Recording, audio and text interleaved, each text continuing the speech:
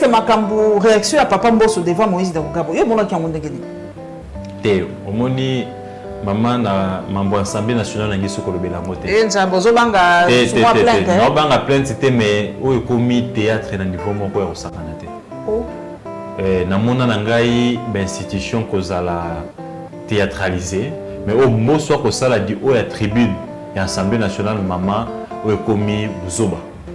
Excusez-moi les termes. Donc, nous avons intérêt à benga bango susu ba élu du peuple été.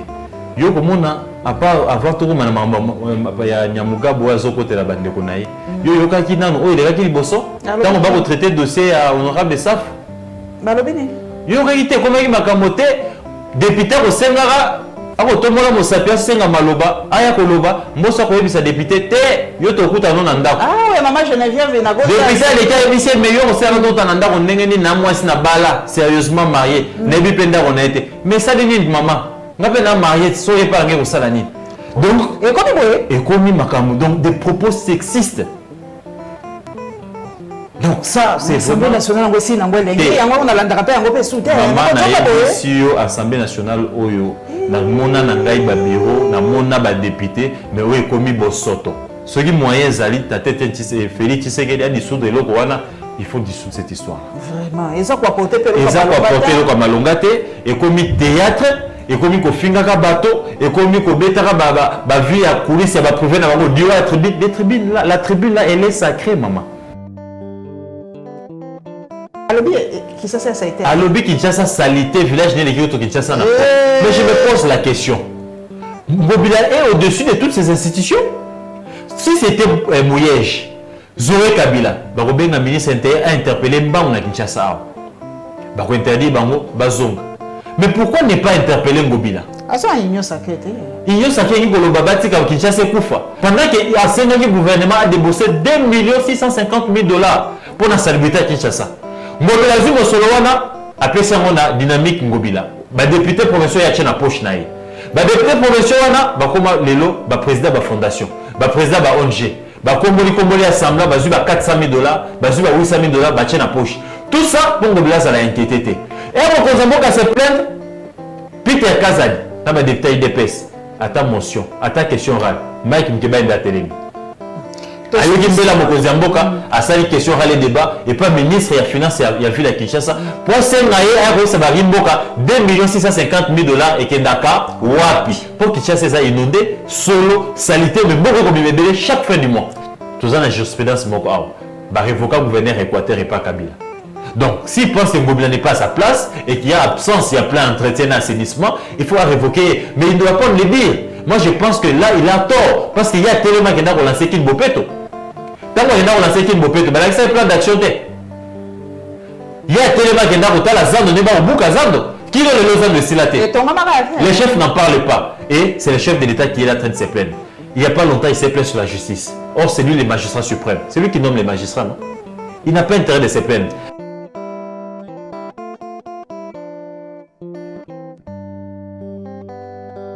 Na Gauthier se ibandeko lelo tokosulula ayepoto sulula aleka mwa kala azaki na mwa bakokoso ebele mais lelo en tout cas azui mwa temps na yepo aleka na la Lyon télévision officielle apesa biso makanisi na ye par rapport ya makambo za koleka na mboka na biso.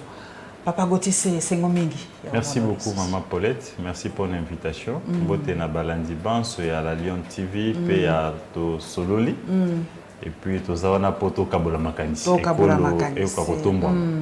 papa boni yo situation na yo moi ba nungu na yo judiciaire esili te il faut que le baete mo mosala za makasi na mboka ya République démocratique Congo pona makambo itali justice na rappeler ba imboka etena na condamné par défaut pona se présenter à une invitation moko oyo batindela nga na ba justice na procès za ko opposer nga na l'ex DG CNSS le DG Jean-Simon Fouti. Tant qu'on est au côté de sa opposition, ça dit réouverture, il y a un dossier qui s'est présenté. Le ministère public a rejeté l'union sur le fondé l'angaï. Et le tribunal les a affaire à délibérer en ayant 8 jours. Dès que tu as eu maman Paulette, tu es déjà dans la 3e semaine. Qui n'ont le jugement. Et ça, il m'a gratté. Tant que tu as gratté, tu as dit la madame, tu as dit avocat.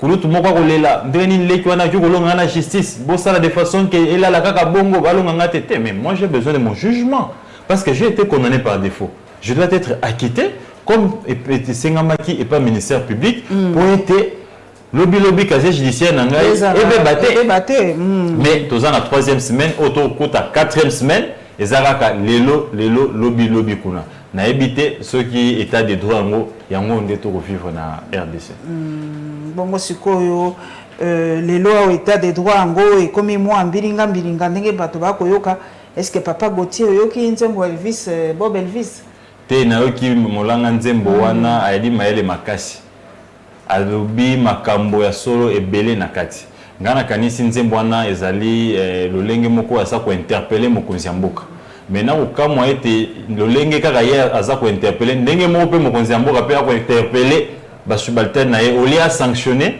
au lieu ete abengisa bango azongisa bango na molongo po yali na mbano nyonso pe na pouvoir nyonso kozongisa bango na molongo oyoki ya koloba ete mboka ekomi Allemagne d'Afrique koura ezali alakisi molili bamétro ezali alakisi kafu moko ekufa déjà salaka susu te ya train donc c'est une façon quand même d'interpeller les régimes actuels oyo nyonso molanga nzembo wana yembi ezali oyo mokonzi ya mboka alakaka biso tango azui pouvoir pe na campagne na ye je vous rappelle qu'il y a des vidéos comme viral ou comme ça va policier baza kotinda bino po bino boya ko beta biso masasi boya ko déranger biso mokolonga na kozwa mokonzi na mboka oyo policier oza na condition te akotonga ndako akozana motuka akobanda kolia malamu akotinda bana ne na kelasi 4 ans tango asi bokonzi ayesi bayimboka lobi Congo et Kokoma Allemagne d'Afrique.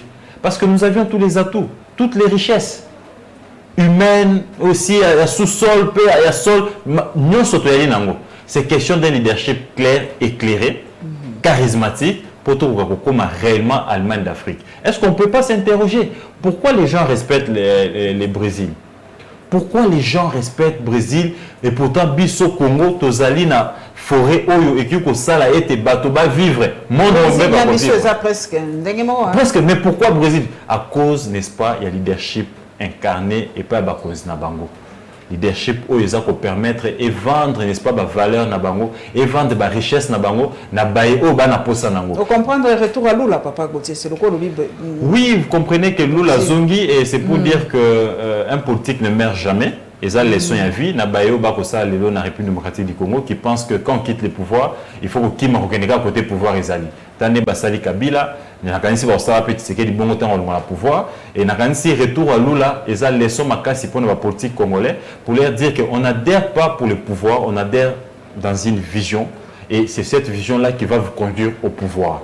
Et qu'après avoir accompli une mission Y, on peut quitter le pouvoir, chercher à se ressourcer à nouveau et chercher à reconquérir encore le pouvoir. Ce n'est pas le cas qu'au Kanisi, leader à Koufi, Naki Manalanda politique Moussous. Nakanisi Lula Zongi, Azali panafricaniste à Monene, et plutôt il développe les idées panafricanistes. Voilà. En Afrique. Donc Azali Moko apporte un idée panafricaniste qui pense que l'Afrique peut se développer seule sans quota la Balibanda, sans quota la Bapaya. Papa côté c'est tout le banane makam na biso moko presse. Pour l'oxona yambi mota presse. Nalinga toti ak ça pour mota lobela rabiso azate. Le cordonnier toujours le mal chaussé. Lelo babengani Sonia Rolé. Depuis lobby, je pense. Hein? Depuis hier. Bah, raison, natangi papa Inosa Olenga, na pesi mbote mingi, et puis biso visa na ya expiré. To politiser ma cambote, visa na ya expiré. Yo moto ali pe moto ya média. Lecture na yo face ya expulsion ya Sonia Rolé ya indeni. Po ba lobby bon. Bango pe pa na bango basala biso bon quoi, ceux qui visaient si ba expulsé, hein, soza na candidaté ba expulsé, point ni to mona ngo grave so ba expulsé Sonia Rolé viser ceci. Oui, exactement. Moi, version moi mi balé sato sur expulsion à Sonia Rolé yango. Mais simplement ici, Naïm Kolobayet les attaches d'huile sur les régimes. Je pense qu'il y avait une procédure à suivre avant Robenganaye na Kati Yamboka. C'est quand même quelqu'un qui a eu des visas ou a travaillé dans la République démocratique du Congo pendant un bon moment. D'un côté, on nous dit qu'avec une accréditation ou avec une correspondance, ça mukanda correspondance, il y a RFI et que kuna silsaki déjà musala nae a commis na média msusu et c'est média wana est accrédité à nouveau en République démocratique du Congo. D'un côté on parle de visa ne silaki des choses comme ça. Mais bah visa voilà il peut ça m'a répété. Est-ce qu'on ne pouvait pas respecter la procédure pour interpeller, couper ça et moi délai mon resongolo pakala, ceux qui a s'est régularisé, ceux qui situation s'est régularisé, ne ba bimisi na kati ya mboka.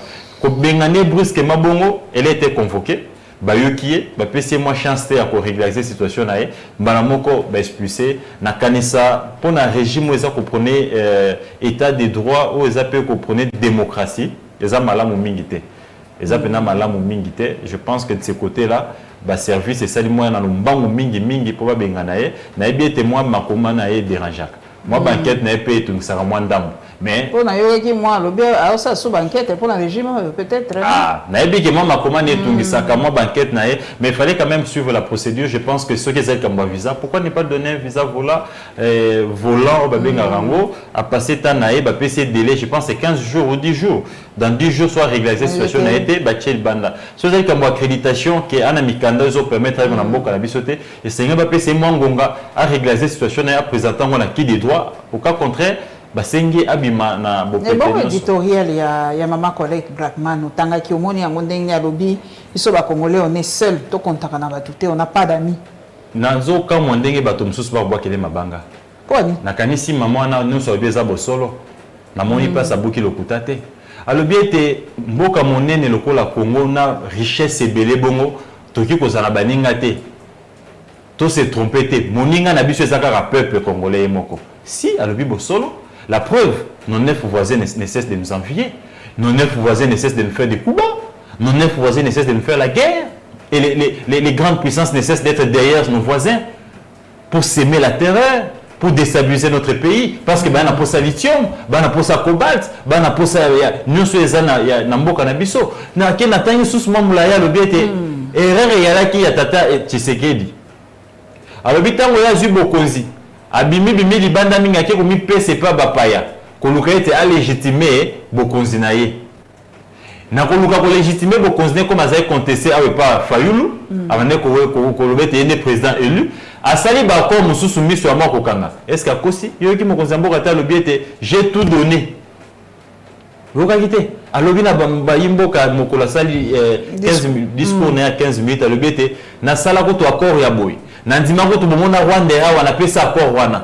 Nandima kutu awa to sala kutu cesser les faits to sala boy. Et tout ça quand vous lisez édito ya Maman Colette, vous comprenez que tout ce qu'elle a dit c'est fondé et c'est sourcé. Nakanisi les interpellations makasi, peuple congolais, je pense que le peuple est plus patriote et le peuple est plus conscient que nous n'avions pas d'amis. Et zande mokonzi ambo ganda miko saramandam tango zibokonzi. Alors bien été caméra eli muninga na ngazali partenaire fiable. Lelo je pense azamoto akiosa la pembeba et rezma moko reconnaître mbeba nae amiko saki sur Kagame azamoninga te. Kagame azamoyini, Kagame aza moto oyo azakoluka ko bebisa Congo. Donc je pense éditoire et c'est tout appliqué yango mokonzi nde apé sa peuple makasi apé sa peuple mosala apé sa peuple banzela apé sa peuple oyo nyonso esengeli poza na nzoto kolongono aka ko défendre intégrité territoriale na ye Gauthier Sey ba lobby biso ba journaliste ça ne va pas la journaliste anti-patriote na ba patriote yo sana mo classé wapi non je suis patriote ok yo zali patriote ba lobby na biso to ko sa su mosala malamu te surtout ba lobby ba o mingi bali o basaka mingi na ba presse internationale ba benga bango ba correspondant na pesi bango mbote mingi ba lobby surtout bango ça ne va pas biso pe ba oyo tonika ko releyaka makambo ba koloba na kotuna siko na moto medio azape na media na yali soni papa na Netic News Netic News elandamaka est-ce que les lois qui papa Wilingo ma par exemple à lobby kamunenga zolo basikoyo Netic News akoki ko loba yango te soka lobby pa likabo neti ngalo zolo ba bombarder ba nini civil civil et pourtant on va pour ça dialogue ya bazana pour ça est-ce que Netic News ekoki ko loba yango to te. Voilà, moi je pense que wana ezali pe moi interprétation à mabe na o Italie mosala journalisme autokosala. Normalement, journaliste et mosala na ezali ko kende ko information, ko ya ko informer ba yimboka. Le peuple a besoin de l'information. Et un journaliste peut même quitter ici ko kende tie pas ba rebelle. Ko kutana bango, ko kutana bango ko zo information. Je vous rappelle. Est-ce que ngapel yo en 2012 ceux qui yo le lo ke yo sali interview na Wilingo ba okanga yo Pour des gens qui ne comprennent pas. En 2012, Mike Mukeba yakendaka tina Goma na Este kuna akutana na Kunda Batware. A ça l'interview à CNews. Après sa position. D'ailleurs, pour des pays sérieux, journaliste au Salam Moussala na Ebongo. L'information qui attend le peuple congolais, ce n'est pas l'information des FARDC, c'est la position des rebelles. Ça et qu'on permette de na baimbo ka baïba ko sa position et qu'on permette de biloper régime boy ba être position rebelle les andengenine. Tant que baza ko communiquer boy, bato ba service ba décrypter ba discours, ba décrypter maloba bato, ba comprendre les noms dits, qu'est-ce qui est caché derrière la tête de l'ennemi. Le journaliste n'est pas ici obligé de copier ça comme information à régime. Quand information à Imboka, les rebelles là attaquent la République démocratique du Congo. Ils ont des revendications. Il est important que biso ba journaliste, ceux qui ont accès, to ko karokota mozindo, to yeba revendication la ba yali nini, to yeba sa ba Imboka. Est-ce que penza ya solo ba bombarder la position civile? Yango na siko ceux qui a lobby bongo siko nana copier biso ya nous. Est-ce que ba kondi ba communiquer pour ba biso tête bombarder la position civile? Voilà je me suis inquiété. Qui doit relayer pour peuple ayoka? Tant qu'on va se plaindre, il va faire des bazaar pour bombarder la position civile, il va bombarder la civile, il va poser un dialogue, to lingi bitumba, mais le quoi là va lingi bitumba, to rebundana, la conséquence et vous allez établir. Et tout ça, et le peuple a besoin de ça. Peut-être va pour ça bayoka information pour la localité wana. C'est le ministre de la communication qui va communiquer. Est-ce que bakano nae et comme atikuna? Peut-être que c'est que nous nous disions, nos canons, on est peut-être suivis par nos amis de l'Est, tel est suivi par nos amis de tel endroit, et ça permet à la République d'avoir l'information des deux camps. Un journaliste a droit de publier toute information qu'il pense d'abord personnellement, qui juge que c'est un sujet qui l'importe et qui peut aussi intéresser son public. C'est le droit d'un journaliste. Et un journaliste a le droit de faire sa opinion. Ah, les citoyens congolais, les citoyens sautés. On adore sa opinion, on a critiquer paix. Et nous, on critiquer Nangonga, papa Gauthier, c'est aux antipatriotes. Et voilà, exactement. Dans le langage moko, tous un mécanisme pour sauver Naïm Mboka. Exactement, nous avons le même langage. Le langage que nous parlons tous, c'est le langage de la paix. Nous voulons que Pézon en a Est. Nous voulons que Bunanga na Ezon en a Maboko Bakongomani. Il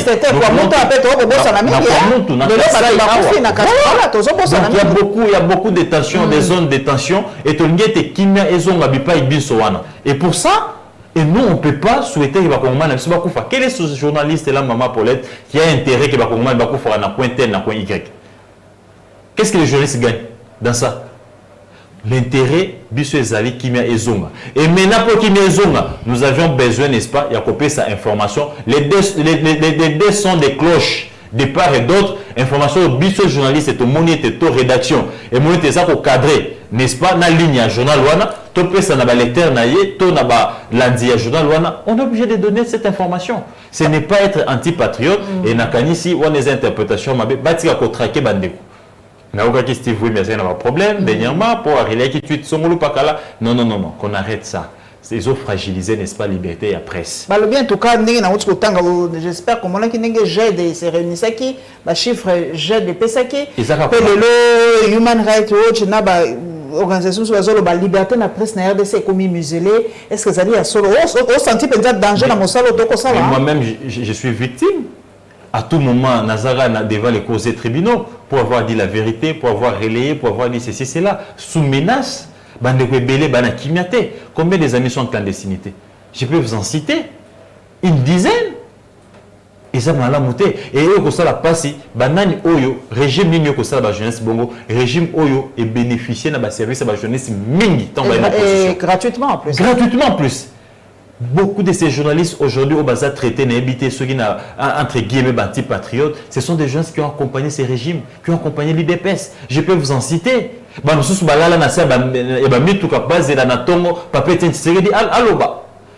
Notamment John Chingombe, Peter Tsani Oyo, député, nous autres nous étions là-bas et le loba pour le bas était non. Tokobi anti-patriote. Pourquoi? Parce que nous voulons critiquer les régimes. Pourquoi? Parce que nous voulons dire la vérité. Ces régimes n'ont pas droit à l'erreur. C'est un régime qui a bénéficié beaucoup de nos services. Et c'est un régime que nous avions accompagné pour notre, n'est-ce pas, alternance autozulélo. C'est un régime où bato nyonso na ba société civile, na ba journaliste, na ba mapinga, na bato ebele yike ba ecclesia ba accompagner qui ba croire qui na combat ya tata na ye pesa ki maboko pour ba ko boko mokakoso ba zo boko.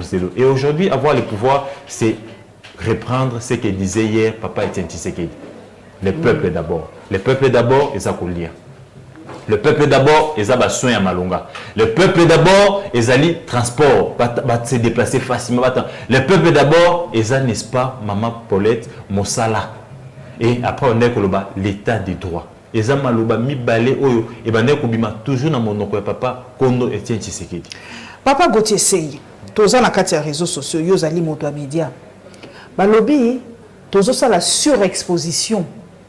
Il y a biloko to anango le tongona ki basuko indenge eliki tozo mona ba militaire bango mo baza ko se filmer toza ko mona boina yo ali moto média papa nanga Gauthier Sey. Est-ce que les malades makamto ko ça est-ce que bamso bazo be ali bien pour to ko ça la moi dissuasion envers ennemi ebi ke to sombi basuko indenge oyo pilote kenda ki ko atterrir kuna. Est-ce que façon ya ko surmédiatiser armée na biso ezali pe une façon ya ko communiquer? Pour ce qui est, il y a Benjamin, il y a Mando qui kanisi ezali malamu, et ça une façon aussi de faire peur à l'ennemi. Pour ça, dissuasion, pour ça, écoutez, nous sommes maintenant prêts à vous combattre. Nous avions tout ce qu'il faut maintenant pour Toya, Tobunda. Mais côté Naza, d'accord, c'est de voir maintenant ma pinga comme filmer.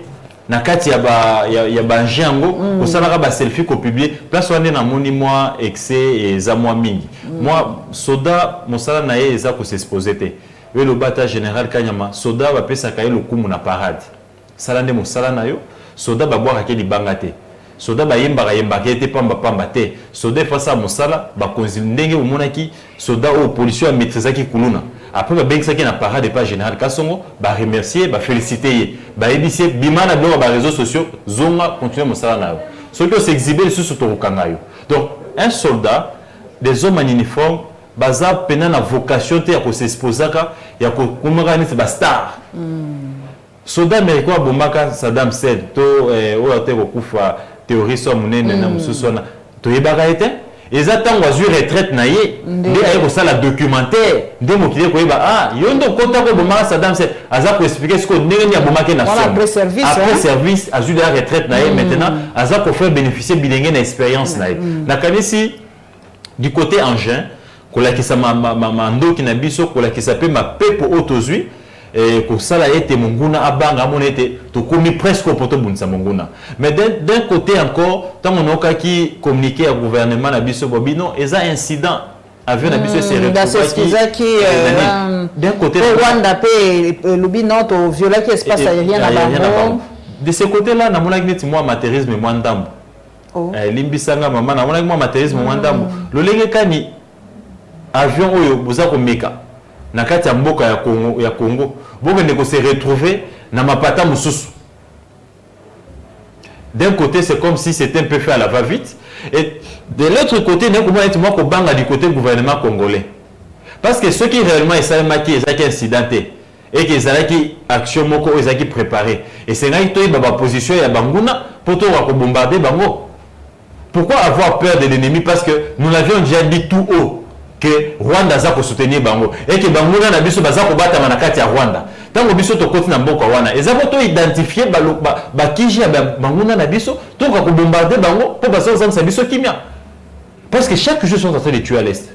Chaque jour, on est au Koufa. Et pourquoi on doit avoir des excuses, dire que c'était un incident, avoir peur, dire que non, c'était une erreur, et pourtant, ils sont en train de soutenir l'ennemi. L'ennemi est en train de tuer. Jusqu'à ce jour, nous avons des localités entre les mains de l'ennemi et leur monnaie, ils ont dit à Malakata, Mbokarabiso. Et nous, on doit leur faire un communiqué pour dire que les actes incidents, et non, il ne faut pas nous en tenir rigueur, les actes erreurs mine.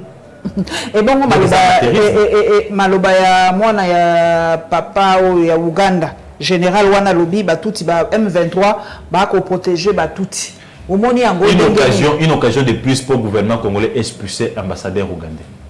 Ceci prouve à suffisance que le Rwanda est toujours derrière batuti. Rappelez-vous maman interview au vice-ministre intérieur ya Rwanda sala qui na TV5 Monde boyebete alobarani alobi na 2013 tango M23 bokana gouvernement congolais bakabona ki na mibale ndango bakenda ki Uganda ndambu bayaki pa na biso to désarmer bango C'était une occasion pour le gouvernement congolais bakoka koluka bango bacha kimia bayoka na mbala moko. Mais pour l'année tango bazongi sika sikoyo bango komona ka Rwanda bango mona bango bakendaka Uganda te. En d'autres termes, ils voulaient passer l'information pour dire que les M23 ne sont pas seulement soutenus par le Rwanda, mais aussi l'Ouganda. Pourquoi vous continuez à coopérer avec l'Ouganda? Vous avez peur de l'Ouganda et vous vous attaquez seulement au Rwanda. Parce que nous sommes une minorité. Et c'est que moi, Naya Museveni, le général Abimina Poissa. Et quand on est gouvernement congolais, nous avons besoin de Sonia Rolé Mbango Mbango. On a représenté un danger mon côté. À part ma commune à Maloba. Moi, je ne suis pas ambassadeur ougandais. Parce que là, il y a déjà un danger. Quand un général, un chef, parce que chef état-major dans ma côté, bateau le Molaï, Kolobaïte, baza pour sécuriser la minorité na bango baza na mbokao. En d'autres termes, bayebi ko le kaka awa. En tant que chef d'armée, donc ayebi les coulisses, les dessous de carte. Est-ce que tout yango papa nanga gotisi? Est-ce que bali pa menacer à solo? Est-ce que makambu réaction à papa Mbosso devant Moïse Davugabo? Yo mona ki yango ndengeni. Te, omoni maman na mambo Assemblée nationale na ngiso ko lobela ngote. Nzambo zo banga souvent plainte. Non banga plainte c'était mais o ekomi théâtre na niveau moko ya osakana te. Oh. Na mona na ngai ba institution kozala théâtralisée mais au Mbosso ko sala di o ya tribune ya Assemblée nationale maman o ekomi buzoba. Excusez-moi les termes. Donc na mona susu intérêt ko benga bango susu ba élu du peuple était. Yo komona à part avant tout mana ya Nyamugabo azokote la bande konaï yo yokaki nanu o ile kaki liboso tango ba ko traiter dossier à honorable Saf balobini yo yokaki te komaki makamote député ko sengara ako tomola mo sapia senga maloba aya koloba Mbosso ko yebisa député te yo to kuta non ndako ouais maman Geneviève na go député les cas yebisa mais yo ko senga non ta ndako ndenge ni na mwasi na bala sérieusement marié nebi penda ko na été mais ça dit maman ngape na marié soyez pas ngé ko sala ni donc et comme makamu donc des propos sexistes donc ça c'est Assemblée nationale ngosi na ngwele ngi yango on a landaka pe yango pe soute sur Assemblée nationale oyo na mona na ngai ba bureau na mona ba député mais oyo komi bosoto ce qui moyen zali ta tête Félix Tshisekedi a dissoudre loko wana il faut dissoudre cette histoire vraiment et ça quoi porter pe ko malongate et comme théâtre et comme ko fingaka bateau et comme ko betaka ba vie à coulisses ba prouver na bango dio la tribune là elle est sacrée maman. La tribune là représente plus de 60 millions de Congolais. La tribune là ce n'est pas donné à tout le monde, c'est suivi dans le monde entier. Là ils engagent l'État, il faut qu'on ait un sentiment, il faut qu'on ait un motonayo. Là tu es un homme d'État. Tu ne peux pas te permettre de tout. Mais quand c'est na motuna nayo, na kanisi naza d'accord te na intervention ya honorable Nyarugabo.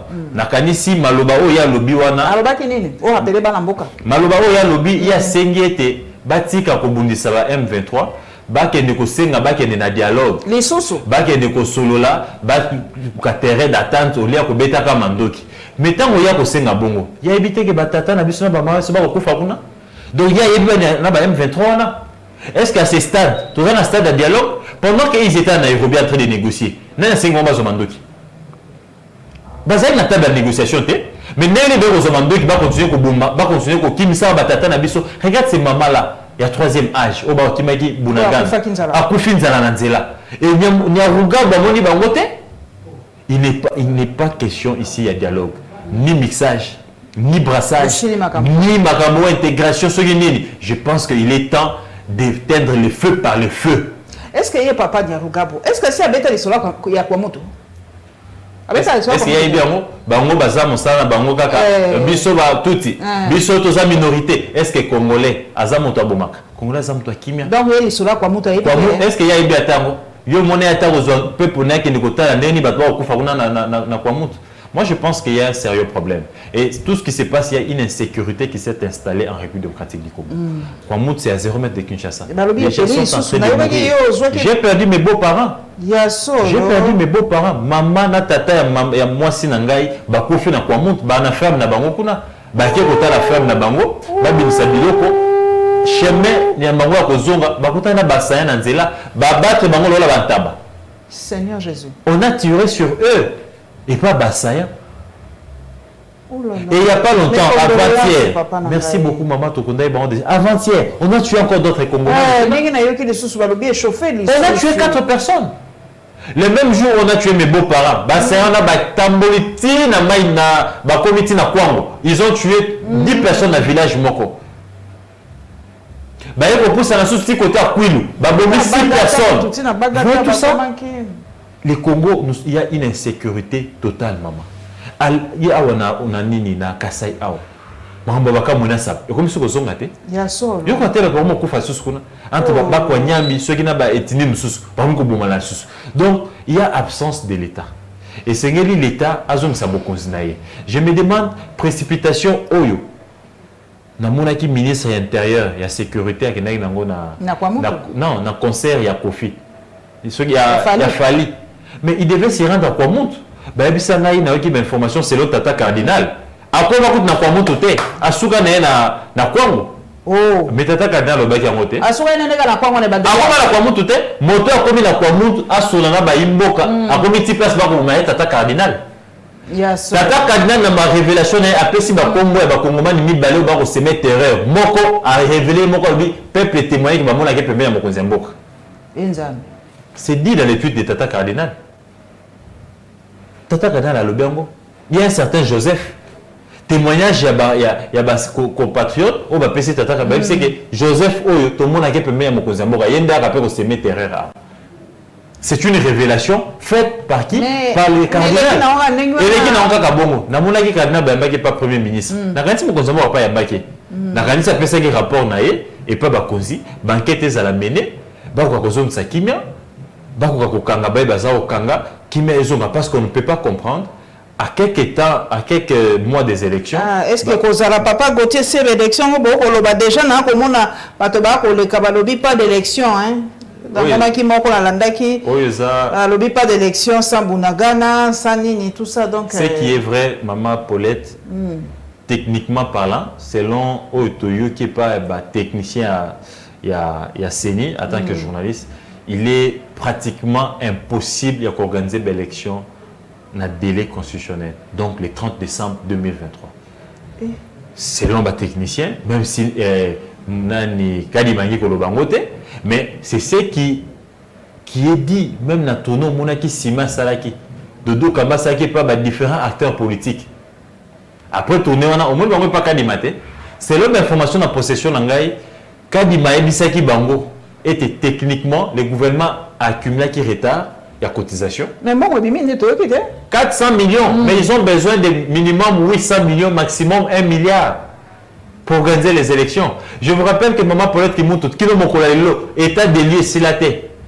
C'est l'idée que éviter dans le bureau, surtout de la République, le bureau Nangatikaki, combien de machines ils ont, combien d'isolants ils ont, combien de groupes électrogènes, des panneaux, et surtout qu'il y a encore 3 dépôt oyo ezikaki mais ba kotonga sikato yokite ba kotonga dépôt mais avant ba tonga ba dépôt te maman c'est nga batamba surtout état de la République ba ça ba état de ba bureau nyonso ba bisa biso été état de to sali ba machine ba bureau nyonso ko bossa na pété que na ba machine mususu sali ki bourrage mususu izwaka ba panne mususu ba courir zaka ba bezikaka il faut qu'on reprendre il faut qu'on banda ko sala état des lieux ko yeba que ces bureaux a autant, a besoin d'autant de machines, et ici on a autant, que ça là on va payer un rappel d'offres, et que ça l'appel d'offres, l'entreprise et à postuler, ou à gagner, babi misamo solo, basoma et à la République, bah on va kabola na étendue de la République, mobimba, bah former bah gens, on va aussi la machine wana. Et ici il ne faudra pas aussi oublier moi Paulette était qui nous le calendrier réalité, tu as accumulé des retards, il y a élaborer calendrier, l'enrôlement normalement, et c'est là que ça les vacances sur Tigolika. Ce qu'on enrôlement on a dans la classe or c'est né à la banda côté banda ko ya senga kwa c'est l'enrôlement les abeko la bato ce qu'on bana ba na classe enrôlement bana sema na butu de 0 à 4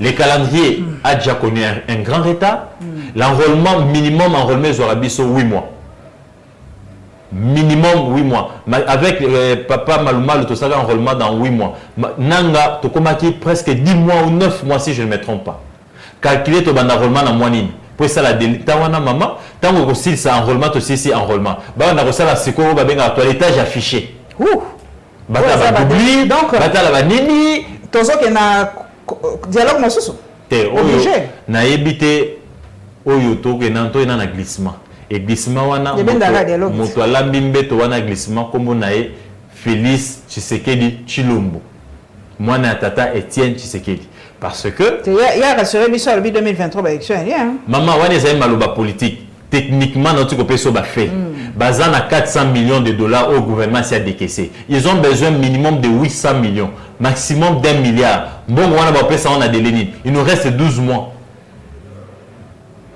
il nous reste presque 12 mois 13 ou 12 mois pour tout na mapona kino lelo seigneur c'est un recrutement et c'est une formation ya ba agent sanité kino lelo to sur la nom maman calendrier yebani namte en remet ba na colonie. Bon, opération à Sénignoso. La CENI a quelques opérations, il faut établir dans un délai bien connu. Est-ce que l'opération aussi est bandit? Ils achètent des matériels sur base de quoi? Parce que le système est en état de liété. Combien de machines ils savent? Au bazar, au banangote. Ah, vous savez un peu mon histoire. Ah, tu évites de dire.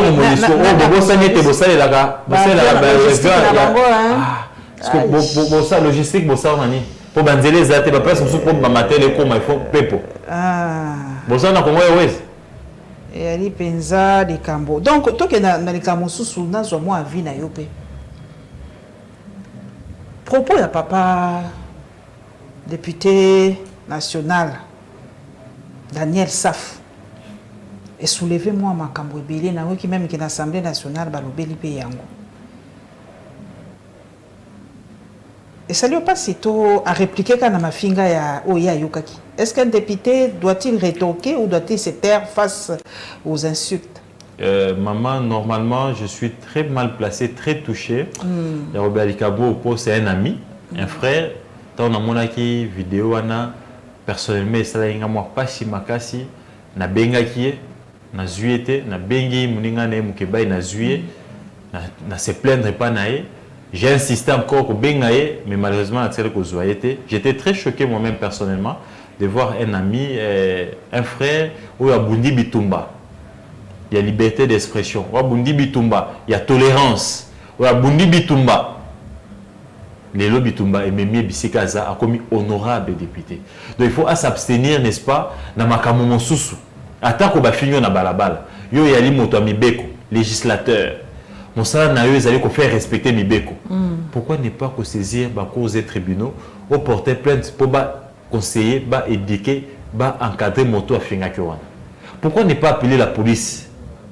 Parce que yo osali nanu na oba bengi nanu notion à inviolabilité. Yo mo kisu ko violer Mibeko mboka ngote. Parce que toi-même tu es censé être sentinelle à Mibeko yo vota. Donc quelque part je suis vraiment très touché. Il y a un niveau, il y a touché maman ya muninga. C'est là que moi pas si makasi na sengi na ba maman nyonso ba ko kolimbisa ye ayali kaka mwana na bango peut-être mon obeta ki libaku peut-être kandele kaka moi makasi ba ko kolimbisa ye na ki pe assemblée nationale et le but est sur place commission moko ya spécial pour entendre Nakanisi a raison, on a raison à représenter des excuses même la commission. Et je pense aussi qu'il doit présenter des excuses publiques parce qu'il touche moi, yike. Et je pense que étayer dans 10 minutes prochainement aux hommes la la commission n'est pas tourner émission yo papa c'est ça n'a pas allé être entendu hein na commission na bango pendant je crois les 21 000 $ wana hein et que ça la moi au moins nini akoki ko perdre poste na ye. Non, mais s'il perd son poste et qu'on a pena au babengi injustice à monene, parce que c'est ça n'a fait que dire la vérité. Il y a seulement comme 21 000 $. Il n'a fait que dire c'est que tous les députés et tout le monde dit tout bas. C'est la réalité. Et je ne pense pas que mon moto maillé les motos à niveau c'est na niveau ya fayulu ba que ne ko se livrer ko beta masolo ya balabala. C'est-à-dire que ba ina ba élément bazali na ba preuve où les gens ont été députés comme un mosolo et Kobo Sanate Mama Paulette était Fayoul Yemoko qui député national Atika suppléant naé et Aza président parti politique il a des députés dans l'Assemblée nationale il a les informations et c'est ça excusez-moi où Yemoko le Bilikamo a député national Donc il sait, tant qu'il y a Zouaka, nous soit Zouaka, tant qu'il y a comme on a ces sangs, tant qu'on bon soit Tindi, il y a pour défendre, pour contredire l'information. Bon, il y a une version bonne, version mi-balée. Et les erreurs, le bingan a Zouaka 14 millions. Moi, quoi, les gars qui ont fait 16 millions. Ton 10 000 années. Ton 10 000 années. Papa était toujours ça, l'émission, on a eu mon émotion, mon quai. Lui qui me comme au Kabonga, t'as le tiki bisou. C'est vrai ça? Salut-moi, pas si. Naïbi Kabanda est depuis un moment où. Oh, tout ça là, quand on est dans Congo télévision, Banda qui n'a raga, lui qui me comme. Oh, après faire qui dans l'hôpital, médecin de nuit. Colonel Lelo, oh, Luc Mikomo Kabonga, toutes mes condoléances, qui montait ma passie, c'était vraiment un collègue. Biologique, et puis Nabissonio Bateau à presse, oh là là là là là là là, en tout cas, repose en paix, mon frère, tu connais pas programme Sima. Oh là là. Oh, Luc Mikomo, ça fait très mal. Une intelligence est vraiment partie. Oh là là là là là là. Paix à son âme. Paix à son âme, Luc Mikomo. Zambe a se paix la zoye. Le Congo zonga pas là. Papa Nangaï. Tous les sous propos il y a ministre de la communication. Na solola qui n'a baï presse et belé, non, les propos du ministre a été sortis de son contexte. Mais à peine à Monique, bayamba qui bateau moko na Sénat, wa balobi biso to na embargoté. En fait, soit to za embargoté. Papa Stani Boujake la outi ko tutango sikoyo. Papa, est-ce que papa Mouyaya Aza na droit ya kosa la comparaison entre Rwanda, na Russie, Ukraine, na RDC. Il y a des fautes diplomatiques témoins manqués. Une grave erreur. Diplomatiquement parlant, il ne pouvait pas tenir cette comparaison-là parce que monde lélo, Afrique, je pourrais dire, l'Union se comme la mus nango envers Russie. Et Russie, cause de pour combattre la Russie, c'est cause noble. On peut tout dire de la Russie. Et ce qu'on a en Afrique, les Africains belé bazu comme Poutine. Ce qu'on a dans les pays africains est belé. La révolution ils sont allés en Guinée Conakry. La Guinée équatoriale, pas c'est révolution Salemani. Autant à Burkina Faso, na Mali, au Comona, ba sali révolution na drapeau ya Russie. Ba nous sommes benga Poutine. Tant qu'on a une la comparaison à Bongo. En d'autres termes, parce que le Rwanda, ils ont combattre, ils ont poursuivre les causes nobles. Rwanda y a pour l'intérêt multinational. Longo na nelenge o ya dipro Constant Moutamba na monnaie devant l'ambassade de Rwanda. Les États-Unis d'Amérique complices. Il y a un Rwandais. Silence na bango ezako lobanyoso. Regarde tous ces pays africains qui sont fragilisés.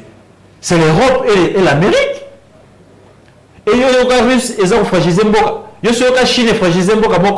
Et aujourd'hui, l'Afrique veut se développer. L'Afrique est à l'Asie, l'Afrique est à la Russie. Tout le monde a mis et Mboka wana ba puissance wana yesu ngabiso to telemisa mwa moto yo ya koloba ete Rwanda eza lokola la Russie. Et qui le dit? Un homme d'État. Qui le dit? Les représentants. La bouche autorisée du gouvernement congolais. Est-ce que c'est une position au gouvernement ou c'est un point de vue? C'est un sentiment de moko. Dans la canisse, on a un sentiment de moko, il y a excès à pouvoir. Miliki Mathieu, moi, mingi, tant bandé ko critiquer, ko baete, a communiquer malamonté, silence c'est ça moi mingi, il veut faire du mende. En cherchant à faire du mende, à quoi il mbeba.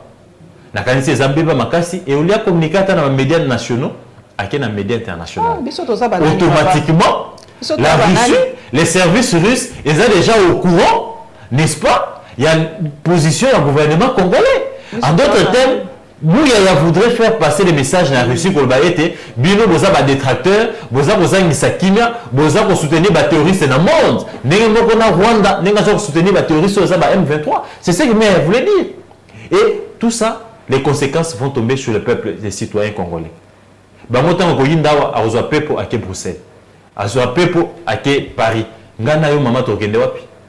Tokosu qui ça na réaction en fait maloba ya papa Moïse Katumbi enfin à lobby pour ba qui est silence les kaki mingi ou analyser maloba neni ni po bana mboka balobi ya tangi Rwanda te c'était trop mou comme d'habitude donc bana mboka balingi ba congolais ba ça la direct ton nini selon yo moni ma nini maloba ya papa Moïse Katumbi. Il faut reconnaître d'abord awa maman que motona mutu azana ba attitude naïe ana lolenge na communiquer.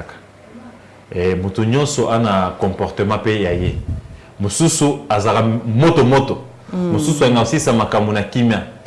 Donc ana kanisi ce qui est important c'est n'est-ce pas moi makasi o apesi na cohésion nationale wana makasi o apesi na mobilisation au chef de l'État à Sengaki ba kongomani banso totika na ba divergence politique religieuse nyonso eza biso tomi pesa nanu na ekolo tozongisa nanu kitana biso ndenge ezalaki ndenge bakoko batikela biso après tout le monde na biso na biso. Je pense que c'est ce qui est important. Il a répondu favorable n'appel à mokonzi mboka wana et maintenant au chef de l'État il a organisé cadre moko pour ba maïle nyonso ba politique eza ba kambia ba société civile ba ko kutana ko pesa ye maïle ndenge ni ko bundisa munguna. Et donc, pour na papa Matata, papa Muzito, papa Fayulu, est-ce que on peut pas répondre à l'appel pour n'importe Matata, on dirait que ça vraiment pas très pour, hein? Non, mais c'est pas préalable, hein? Non, je pense que tout le monde est favorable à l'appel. Ah, ok. Mais Kassi, ils sont quand même, Matata est allé quand même un peu trop loin pour dire que bah préalable naïe, ils en ont rebêté au-delà de ce biso. Mais bino pe bo organiser cadre mo botika ba poursuite mususu na makamu mususu oyo eza ko frustrer badinga ba blesser bato mingi o mona neti babitu mabwe bato aboya neti ba François Beya o ba ko pesa boanya est-ce que on a sous disposer ko pesa maye stratégie na oyo komelaki coup d'état bon va ko prouver en beauté ngana kanisi awa na bosani mama na ko si ces missions te sangi na lo ba mambo à Kinshasa. Et ça, il y a réalité mon conseil des ministres le 4 novembre à se plaindre qui sur absence n'est-ce pas il y a plein d'entretiens na y assainissement évacuation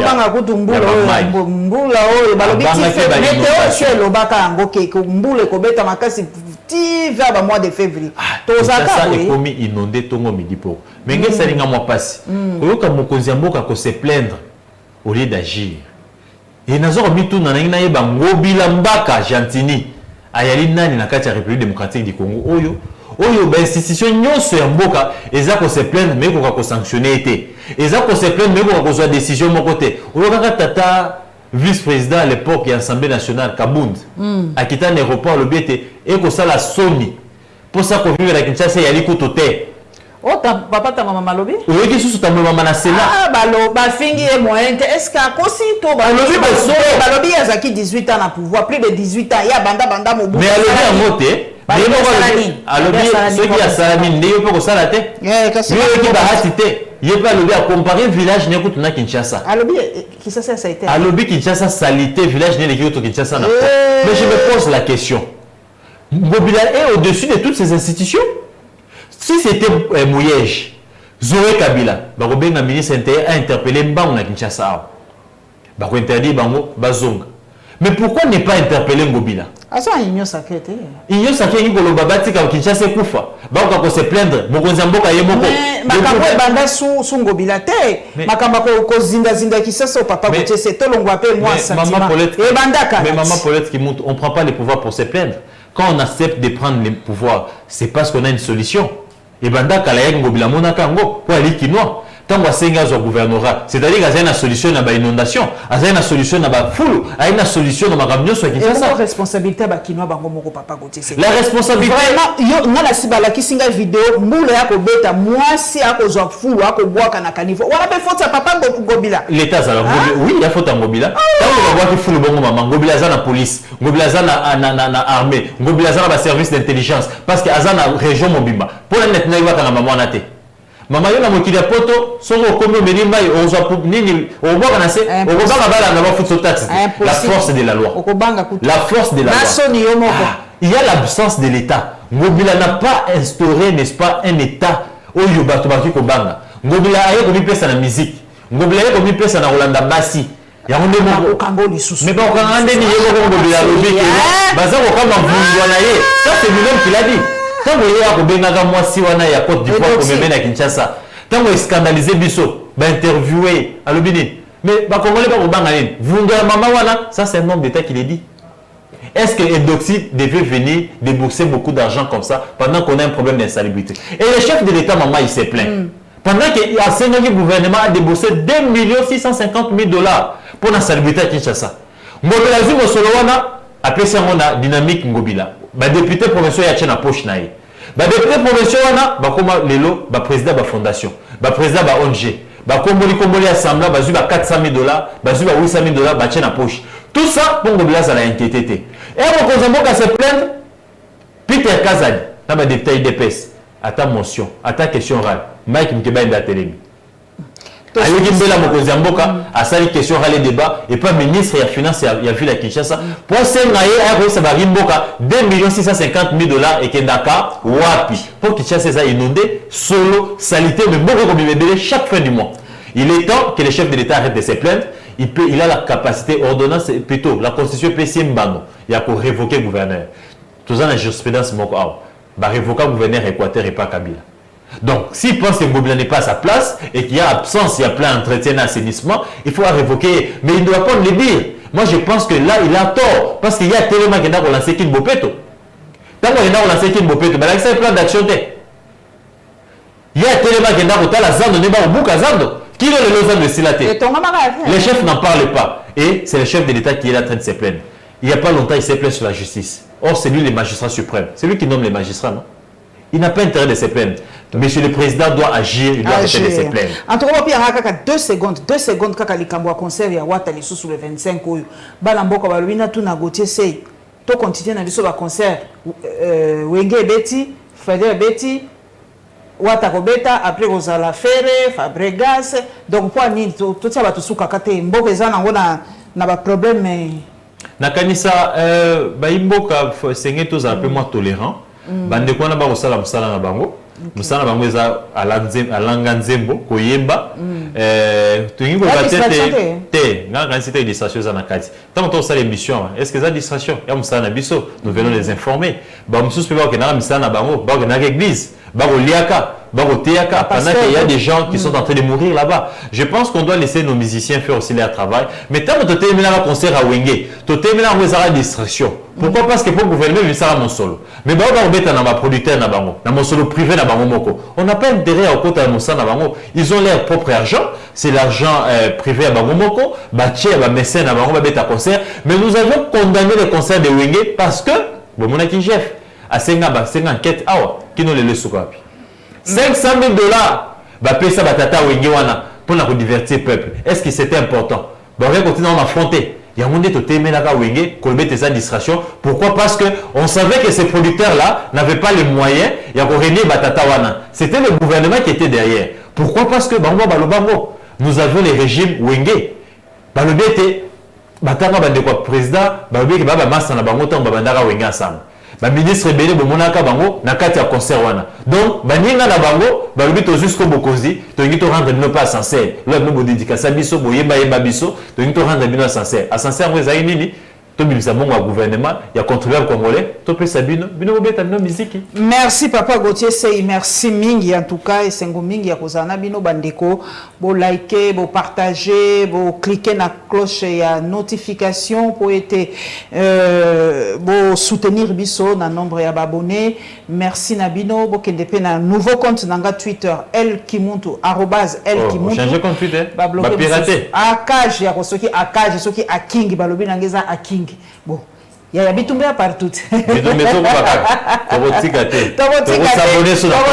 Voilà, pardon, comme que na compte ya sika Elkimuntu tozawana na tanda tozoluka to récupérer compte oyo. Basala ki a king. Bon, babo akanzete na mbuma weza côté là. 60,000 followers nanga ya compte akala soki boyokinga boke na compte sika Elkimuntu nazaka wana à votre service. Tokomona na mbala ya sima.